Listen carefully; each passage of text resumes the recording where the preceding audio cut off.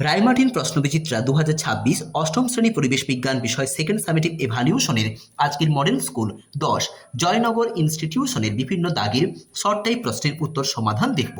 প্রথম প্রশ্ন, সূর্য থেকে পৃথিবীতে তাপ আসে বিকিরণ পদ্ধতি। যে প্রশ্নটা বিভিন্ন মডেল স্কুলে অনেকবারই আলোচনা করা হয়েছে। ভারতের গলনাঙ্ক কত? -39 ডিগ্রি সেন্টিগ্রেড। জলে তড়িৎ বিশ্লেষণে ক্যাথোডে উৎপন্ন গ্যাসটির নাম কি? হাইড্রোজেন। জৈব অনুঘটক বা উৎসেচকগুলো প্রধানত প্রোটিন ধর্মী হয়ে থাকে। প্রদত্তগুলির মধ্যে তড়িৎ বিশ্লেষ্যটি হলো কি? নুন। ভোল্টামিটারে জলে তড়িৎ বিশ্লেষণে তড়িৎদ্বার হিসেবে ব্যবহার করা হয় প্লাটিনাম।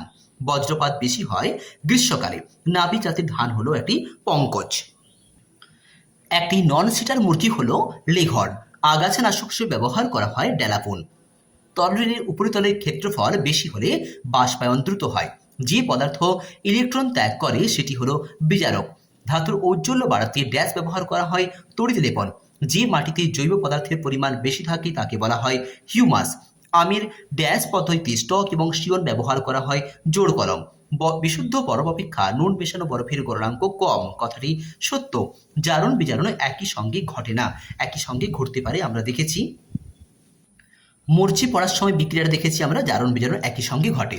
বিশুদ্ধ জল তড়িৎ পরিবহন করে। কথাটি মিথ্যা।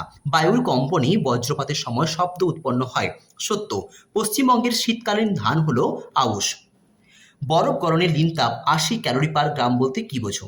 আমরা জানি যে প্রমাণ বায়ুমণ্ডলের চাপে 0 ডিগ্রি সেন্টিগ্রেড উষ্ণতায় 1 গ্রাম বরফকে বিশুদ্ধ বরফকে 0 ডিগ্রি সেন্টিগ্রেড উষ্ণতার 1 গ্রাম বিশুদ্ধ জলে পরিণত করতে 80 ক্যালোরি তাপ প্রয়োগ করতে হয়। তাপ সঞ্চালনের কোন পদ্ধতির মাধ্যমে প্রয়োজন হয় না? বিকিরণ। Zn plus H2SO4 ZnSO4 plus H2 এই বিক্রিয়ায় জারক পদার্থ কোনটি? Sulphuric acid H2SO4। গণিত NaCl এর তড়িৎ বিশ্লেষণে ক্যাথোডে এবং অ্যানোডে কি পাওয়া যায়? ক্যাথোডে পাওয়া যায় সোডিয়াম এবং অ্যানোডে পাওয়া যায় ক্লোরিন। গোল্ডেন রাইস কি? ভিটামিন এ যুক্ত বিশেষ ধরনের ধান। মৌমাছি পালন কতগুলো পদ্ধতিতে করা হয়? 2টি পদ্ধতি। একটি দেশীয় এবং অপরটি আধুনিক পদ্ধতি। ছায়াতরু কাকে বলে? ক্রান্তীয় অঞ্চলে ছায়ায় চা গাছের চাষ করা হয়। চা গাছকে যে সমস্ত গাছ ছায়া দেয় তাদেরকে ছায়াতরু বলা হয়, যেমন silver oak. Model number school 11 জেমো এনএন হাই স্কুলের বিভিন্ন দাগের শর্ট টাইপ প্রশ্নের উত্তরগুলো দেখব। প্রথম প্রশ্ন, গ্যালভানাইজেশন পদ্ধতিতে কোন ধাতুর প্রলেপ দেওয়া হয়? উত্তরটি হচ্ছে দস্তা। প্রদত্ত কোনটি তীব্র তড়িৎ বিশ্লেষ্য পদার্থ নয়? উত্তর অ্যাসিটিক অ্যাসিড। তড়িৎ লেপনের সময় ক্ষয়প্রাপ্ত হয় অ্যানোড। 1 গ্রাম বিশুদ্ধ জলের উষ্ণতা 1 ডিগ্রি সেন্টিগ্রেড বৃদ্ধি করতে তাপ প্রয়োজন হয় 1 ক্যালোরি। চাপ বাড়লে বরফের গলনাঙ্ক কমে। NaCl এর জলীয় দ্রবণে তড়িৎ বিশ্লেষণে অ্যানোডে কোনটি উৎপন্ন হয়? উত্তর ক্লোরিন। যক্ষা রোগটি একটি বায়ুবাহিত রোগ। কোন ক্ষেত্রে সিয়ন এবং স্টক ব্যবহারের মাধ্যমে কলম সৃষ্টি করা হয়? জোড় কলম পদ্ধতিতে। যেখানে ডিম পোনা প্রতিপালন করা হয় সেই পুকুরটিকে বলা হয় আতর পুকুর। তন্তু জাতীয় ফসলের উদাহরণ হলো রবার। আগাছা নাশক হিসেবে ব্যবহার করা হয় পিক্লোরাম। ধাতু ঝাড়াই করতে যে গ্যাসটি ব্যবহার করা হয় সেটি হলো অ্যাসিটিলিন। সূর্য থেকে পৃথিবীতে তাপ আসে কোন পদ্ধতিতে? উত্তর হচ্ছে বিকিরণ। Zn plus Cu2 plus Zn2 plus plus Cu বিক্রিয়াটিতে জারক কোনটি? Zn। অনুঘটক কাকে বলে? যে সমস্ত পদার্থ রাসায়নিক বিক্রিয়ার বেগকে বাড়ায় তাকে বলা হয় অনুঘটক। যেমন আমরা জানি যে ম্যাঙ্গানিজ ডাইঅক্সাইড। মরচের সংকেত কি? সংকেত হলো Fe2O3 প্লাস স্মল লেটারে লিখবে N, NH2O। লোহার উপর সোনার প্রলেপ দিতে ক্যাথোড হিসাবে ব্যবহার করা হয় কোনটিকে? না, ক্যাথোডে ব্যবহার করা হয় লোহা। মেঘের নিচের দিকে কোন আয়ন থাকে? ধনাত্মক। চায়ের কোন যৌগ হেপাটাইটিস সারাতে সাহায্য করে? পলিফেনল। দুটি ফসল ধ্বংসকারী প্রাণীর নাম, একটি হচ্ছে ইঁদুর, অপরটি উইপোকা। এইডস রোগের জন্য দায়ী ভাইরাসের পুরো নাম কি? ভাইরাসটি হলো HIV, পুরো নাম হিউম্যান ইমিউনো ডেফিসিয়েন্সি ভাইরাস। অড়হর ডালে কোন এনজাইম থাকে? ইউরিয়েজ। একটি তাপমোচী অর্থাৎ তাপ উৎপাদনকারী বিক্রিয়ার নাম কি? কলিচুন। পোড়াশনের সঙ্গে জল যোগ করলে উৎপন্ন হয় কলিচুন বা ক্যালসিয়াম হাইড্রোক্সাইড এবং সঙ্গে সঙ্গে তাপ। মডেল নাম্বার 12 পাঁশকুড়া বিবি হাই স্কুলের বিভিন্ন বিভাগের প্রশ্নের উত্তরগুলো দেখব। প্রদত্ত কোনটি বাদামি বর্ণের গ্যাস? Nitrogen dioxide. কোন পদার্থের আপেক্ষিক তাপ সর্বাধিক? জল। বরফ গলনের লীন তাপের মান কত? 336 জুল পার গ্রাম। সূর্য থেকে পৃথিবীতে তাপ আসে বিকিরণ পদ্ধতিতে। প্রদত্ত কোন পদ্ধতিতে তাপের পরিবহনে অণু স্থানান্তরণ ঘটে না? পরিবহন।